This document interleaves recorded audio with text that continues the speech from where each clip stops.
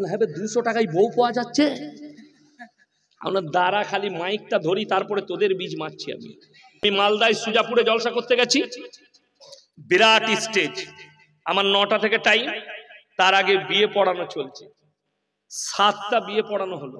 তা আমি স্টেজে গিয়ে বসলাম, বললে যে আর 2টো বিয়ে আছে, পড়া। শুনেলেন তেলমোহর 80,000 টাকা দেলমোহর, 79,800 টাকা ধার, 200 টাকা লগদ। আমি হ্যাঁ 200 টাকায় বউ পাওয়া যাচ্ছে। আমরা দাঁড়া খালি মাইকটা ধরি, তারপরে তোদের বীজ মারছি। আমি বিয়ে হয়ে গেল, আমি মাইকটা ধরে খুতবা পড়ি না, আমি দেখছি মৌলবি কটাও চলে যাবে, আর জামাই বউ চলে যাবে, আর বিয়াই কটাও চলে যাবে। ওরা বসে থাকতে বলে দিই, মাইকটা নিয়ে আমি বললাম, বাবা আমার পকেটে 600 টাকা আছে, তো আমার ঘরে একটা বউ আছে, ইসলামী শরীয়তে 4টা জায়েজ আছে, 600 টাকায় ধারে 3টে বউ নিয়ে যাবো। ধারে বউ কে দিবে বলো? এত দুঃখ লাগে। এরা কি নিয়ত করেছে? 80,000 টাকা দেল মোহর করো, 200 টাকা লগদ, আমরা ক্ষমা চেয়ে নেব, স্ত্রী মাফ করে দিবে। আমি আমার মাদ্রাসার মুফতি সাহেবের সাথে সেদিনে লেগেছিলাম যে যদি কেউ নিয়ত করে যে 3 লাখ টাকা লোক দেখানোর জন্য কর, স্ত্রী ক্ষমা করে দিবে, এই নিয়তে ওই আপনার মহরানা বাঁধা শরীয়তে জায়েজ না। ভুলবশত কেউ বেঁধে ফেলেছে, বেশি শোধ করতে পারছে না, তখন স্ত্রীর হুকুম হচ্ছে সে ক্ষমা করে দিবে, ভুলবশত। তা না হলে লগদ দাও। এখন আবার সিস্টেম উঠেছে, দেলমোহরের বদলে 1 ভরি সোনার হার দিয়েছি। শুনে লাও, মহারানাটাই অনেক মায়েরা, অনেক শ্বশুররা বুঝেনি। মহারানা হচ্ছে স্ত্রীর হক, ওটাই আর স্বামীর শ্বশুর বাড়ির লোকের কোনো দাব থাকবে না। তুমি টাকা দাও আর সোনা দাও, সে বেচে দিতে পারে, সে দান করে দিতে পারে, মা বাপকে দিতে পারে, স্বামীকে দিতে পারে, এটাতে আর কারোর এখতিয়ার থাকবে না। আপনাদের বীরভূমেরই ছেলে হবে, কোন জায়গার জানি না, আমার কাছে বিচার হচ্ছিল, মানে আর কি ভাত খাবে না মেয়েটা, তো সব লেনদেন হয়ে গেছে। লাস্টে ছেলের বাপ বলছে যে আমি এত টাকা দেলমোহর দিয়েছি, দেলমোহরের বদলে সোনা দিয়েছি। আমরা দ্বিতীয়বার আমার সামনে বললে জুতো খাবে তুমি। আমি যে জায়গায় বসে আছি, দেলমোহরের কথাটাই তুলতে পাবে না। কেন? এটা স্ত্রীর হক, ওটা মিটে গেছে, চলে গেছে। বাকি কি দিয়েছো সেটা ফেরত করো, কিন্তু এটার কথা আর তুলতে পাবে না। এটা যেন আপনাদের মাথায় থাকে। যুবক দিকে বলে যাচ্ছে, আপনাদিকে বাপ দিকে 5,000 টাকা দেন লগদ, মহারানা মিটিয়ে দেন। 20,000 50,000 দিবার দরকার নাই ধার রেখে, 10,000 টাকা দেন লগদ। টাকা এই জন্য দিবেন, টাকা সে খরচা করে দিবে, শেষ করে দিবে।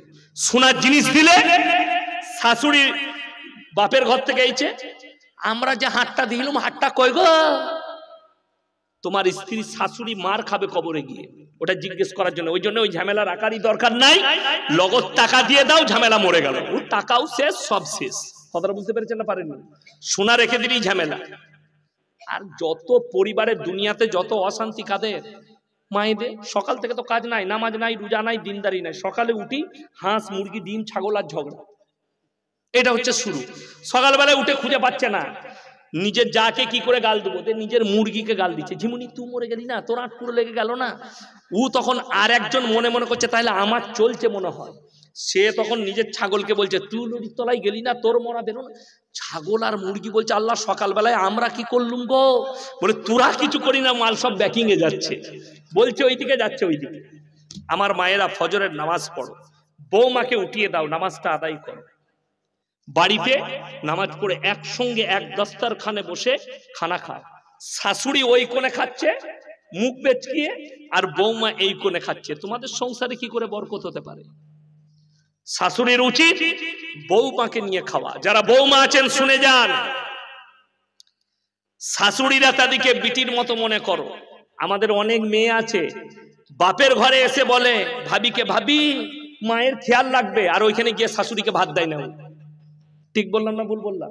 সে শাশুড়িকে ভাত দেয় না, আর নিজের ভাবিকে বলছে মায়ের খেয়াল রাখবে। তোর লজ্জা লাগে না কথা বলতে? তো আগে শাশুড়ির খিদমত কর, তবে তোর মুখে ওই কথাটা মানাবে আমি আমার শাশুড়ির খিদমত করি, আমি শাশুড়ির সঙ্গে ভালো ভাষায় কথা বলি, তবে তো তোমার ভাবিকে তুমি বলতে পারবে যে একবার এসো আমার ঘরে, আমি আমার শাশুড়ির সাথে কি ব্যবহার করি তুমি শুনে আসবে, সেইভাবে আমার মায়ের সাথে ব্যবহার করবে, তবে তোমার বলাটা মানাবে। তুমি শাশুড়িকে জাল দিবে আর ঘরে এসে ভাবিকে বলবে মায়ের খেয়াল রাখবে, আব্বার খেয়াল রাখবে, কষ্ট লাগে। আমার ভাই, যারা বেটার বিয়েতে পণ নিয়েছেন তারা বিবি বউ মায়ের হাত থেকে খিদমতের আশা করেন না। দ্বিতীয় নম্বর, খিদমত দু রকম আছে। অনেকজন মনে করেন যারা যুবক শ্বশুর থাকবে, শ্বশুরের যদি যৌবন থাকে, শ্বশুর যদি হাট্টা গাট্টা হয়, তার জন্য সামাজিক বৌমা খিদমত করতে পাবে, কিন্তু শারীরিক খিদমত করা হারাম।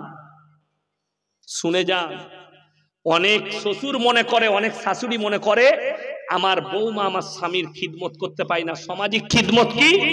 শ্বশুরের জন্য গামছাটা রেডি করা, পানিটা রেডি করা, থালায় খাবারটা, দস্তরখানটা রেডি করা, খাবার দেওয়া, কিন্তু হাত পা টিপা করতে পাবে না, এটা শরীয়তে হারাম। যদি শ্বশুর যুবক থাকে, যৌবন